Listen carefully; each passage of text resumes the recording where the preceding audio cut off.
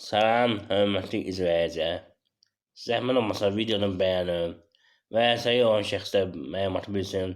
Eyni zamanda və səhih qəbul etməyən şəxslər də bilsin ki, banka vəfat etmiş şəxsin əmlakını əlindən ala bilər. Yəni və səhih qəbul etmədiyi halda da qanunvericilikdə dəyişiklik var ona görə. İndi bu barədə mən hüquqşünaslara, seyidlərdə məlumat verəcəm. Amma əvvəlcədən sizdən bir xahiş etmək istəyirəm. Mən 50 şəxs olduğuma görə, 50 arabasında olduğuma görə, yəni telefona hüququ məsləhətlər verən, əyani şəkildə məsləhətlər verən, eyni zamanda ərizəyə yazıb e-mail, WhatsApp ünvanına göndərən onlayn fəaliyyət göstərirəm. Zəhmət olmasa videonu bəyənin və YouTube kanalına abunə olun ki, daha çox şəxslər bu barədə məlumatı olsun. Siz bunu bəyənməklə və abunə olmaqla 50 şəxsə dəstək olmuş olursunuz. Dəstəyə görə əvvəlcədən təşəkkür edirəm. Yəni aktiv olaq. Mənim telefonuma hüquqi yardımcım YouTube kanalında videonun uzaqı yerində qeyd olunub. Eyni zamanda YouTube kanalı short bölməsində istənilən videonun üzərində var. Buyurub müraciət edə bilərsiniz. İstənilən mövzuna bağlı hüquqi məsləhətin verilməsi 10 manat dilində nəzərdə çatdırılıb. Və yəni keçən mövzuya hörmətli izləyicilər. Nəyə görə yəni banka mülkiyyəti ərizdən ala bilər? Qanunvericiliyə əsasən.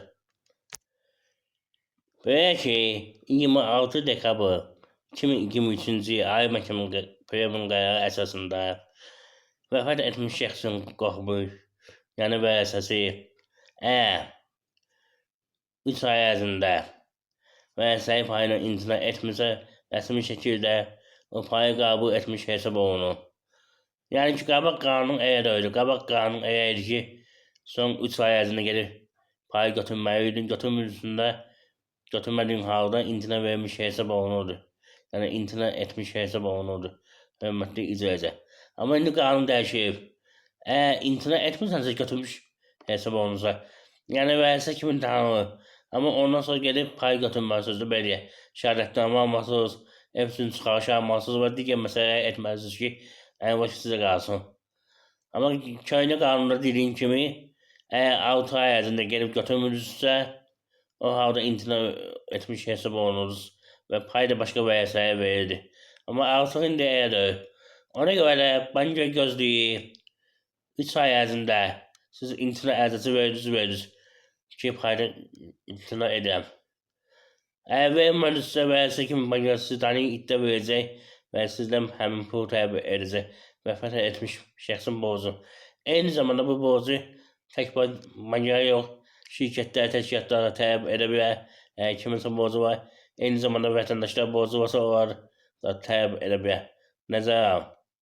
Əgər yox, siz imtina etdinizsə 3 ayın ərzində, onda da banka, vətəndaşlar və təşkilatlar məhkəməyə ərizə yazıb verəcək ki, vəfat etmiş şəxsin əmlakı satılsın və borc ödənilsin. Nəzərə alın. Belə bir məsələdir. Hörmətli izləyicilər. Ona görə indiki qanunverici əsasən 3 ay tamam olmamış fikirləşin, ya payı qəbul edin, ya da ərizə aparan verin ki, etmirəm. O halda məsəl üçün 5 dənə vərəsə varsa, biri qəbul etmirsə, ikisi qəbul etmirsə, onda borclar tutaq ki, 3 vərəsə qəbul etdirsə, həmin o 3 vərəsə, 4 vərəsə yönəldəcək ki, siz ödəyin. Digər vərəsə azad olunacaq. Yəni paydan.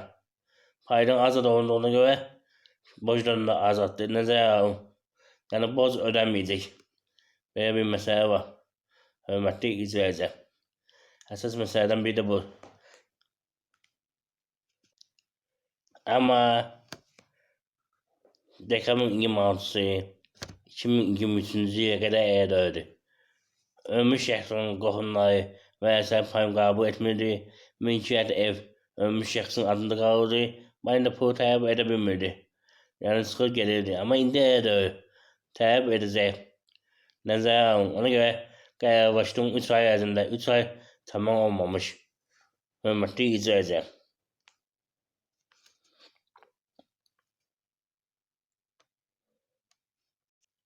Amma bir məsələ nəzərə alın ki, bu qanun dekabrın 26-sı 2023-cü ildən vəfat etmiş şəxslər şamil olunur.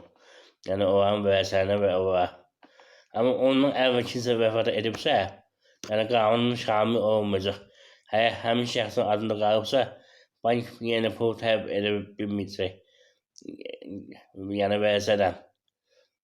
O halda müraciət edər ki, yəni əmlakın satılmasıyla bağlı nəzərə alın.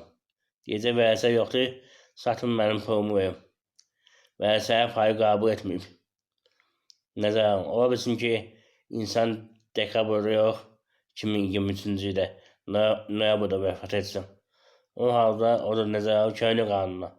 Yəni əmlakın satılmasından dair iddia verə bilər ki, borcu ödənilsin, əmlakı yönəlmiş bu.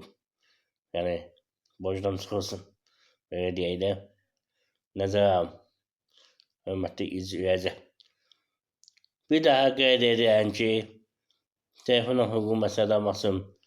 Mənim telefonum və videonun izahı yerdə YouTube kanalında qeyd olunub. Eyni zamanda YouTube kanalı şutmamışlar. İstənilən videonun üzərində var.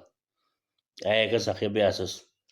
Dediyim kimi mən əlvi olan şəxsə məqsədim odur ki, bir yer götürün, orada az təminatlı ailəyə pulsuz hüquqi yardım göstərdin və ya gücəşdir. Ona görə istəyən yəni yığmanda bir ondan ibarətdir ki, siz YouTube'a baxırsınız, YouTube mənə pul ödəməlidir. Hal-hazırda balansda göstərir ki, $10 pul var. Eğer bu en azı $100 olsun ki mən çıxarda bilim. Bunun üçün də gedib kart açmayan başqa bir əməkdə eləməliyəm.